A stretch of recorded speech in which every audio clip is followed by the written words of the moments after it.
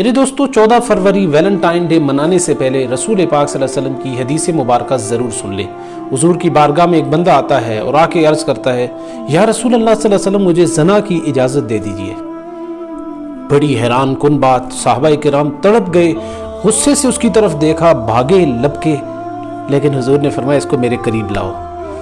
وہ بندہ قریب لایا گیا۔ جب حضور کے قریب اس کو لایا گیا، حضور پاک صلی اللہ علیہ وسلم نے اس کو قریب بٹھا کے فرمایا، یہ بتاؤ کہ کیا تم اس کو اپنی ماں کے لیے پسند کرتے ہو؟